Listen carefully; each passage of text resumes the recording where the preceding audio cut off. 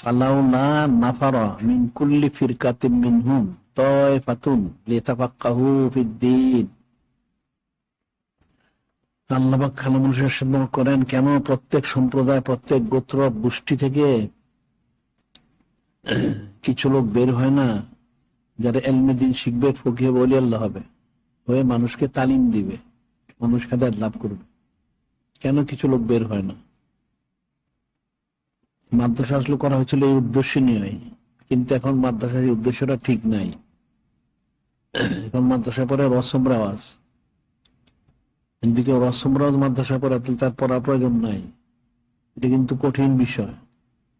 দুনিয়ায় রসম রেওয়াজ পড়লে এটা এক অবস্থা, যখন মাদ্রাসায় রসম রেওয়াজ পড়বে তখন কিন্তু রহমতের পরিবর্তে জহমত বর্ষিত হবে। নাউজুবিল্লাহ।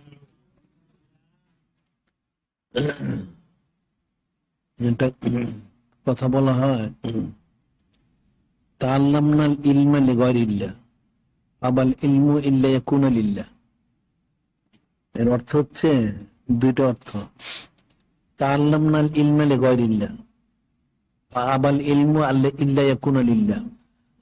ইলম শিখা হলো গায়রুল্লাহর জন্য। কেউ রাজামন্দি সঞ্জীবন হাসিলের লোকে ইলম অর্জন করলো না, রসম রেওয়াজ যখন সেটা করে তখন ইলমটা বলে প্রথমে সে গায়রুল্লাহর জন্য হবে না। তাহলে কি হয়? গায়রুল্লাহর জন্য না হলে ইলমটা প্রথম যেটা সলভ হয়ে যায়, অর্থাৎ সে যা শিখলো এটা তার ক্রিয়াটা থাকে না, বা ইলিমটা হাকিকতটা তো সেটা নূর হাসিল করতে পারে না। দ্বিতীয় ইলিমটা সে ভুলে যায়, আস্তে আস্তে এটা সলভ হয়ে যায়, সে আস্তে আস্তে মূর্খ হয়ে যায়। আচ্ছা, এটার পরিণতি পরে কেমন পরিণতি হয়? এটা তিনটা বিষয় এটার মধ্যে। যে ইলিমটা গায়রুল্লাহর জন্য শিখলো, ইলিম বললো যে আমি গায়রুল্লাহর জন্য হব না, তখন ইলিমটা সলভ হয়ে তাতে বের হয়ে গেল। তখন এই যে এই মাদ্রাসায় ফারেক হইলো তার তিনটার একটা অবস্থা হবে, মনে রাখবা। যারা গায়রুল্লাহর জন্য ইলিম শিখলো তাদের তিনটার একটা অবস্থা হবে।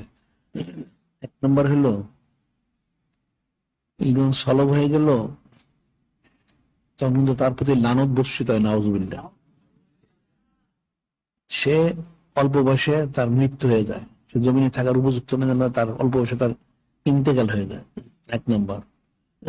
দুই নম্বর হচ্ছে তাকে আল্লাহ মূর্খ সমাজে, মূর্খ সমাজ অর্থ হলো যাদের কোন দিনদারি নেই, তাকে অপরাধকারী নাই, হারাম হালাল একাকার করে, এই ধরনের লোকদের সমাজে তার বসবাসের ব্যবস্থা করে দেন, নাউজুবিল্লাহ। যদি সেটাও না হয় তাহলে তিন নম্বর, এই লোকগুলিকে কোন আমির উমরা দুনিয়াদারের তাবেদার বানায় দেন, নাউজুবিল্লাহ। সে লানতগ্রস্ত হয়ে এই বছর আর ইন্তেকাল হয়, নাউজুবিল্লাহ। আর একটু যদি তার সুনসিব থাকে, ইলিমটা বলে যে আমি গায়রুল্লাহর জন্য হব না, ওই ইলিমটাই তাকে আল্লাহ বানায় দেয়, সুবহানাল্লাহ। এখন গায়রুল্লাহর জন্য ইলিম শিখলে তো এই যারা অতীত আলেম দেখা যায় মারা যায় ইমান নষ্ট হয়ে, গুমরাহে মারা যায়, ইলিমটা সলভ হয়ে গেছে, ইলিমটা তাকে লানত দেয়, যার জন্য এটা দুনিয়ার মোহে মোহগ্রস্ত হয়ে বেঈমানি মারা যায়, নাউজুবিল্লাহ। এই যে মাদ্রাসায় পড়লে অনেক ফজিলত, আবার যদি ঠিক মতো হকটা আদায় করতে না পারে তাহলে কিন্তু অনেক লানত, নাউজুবিল্লাহ।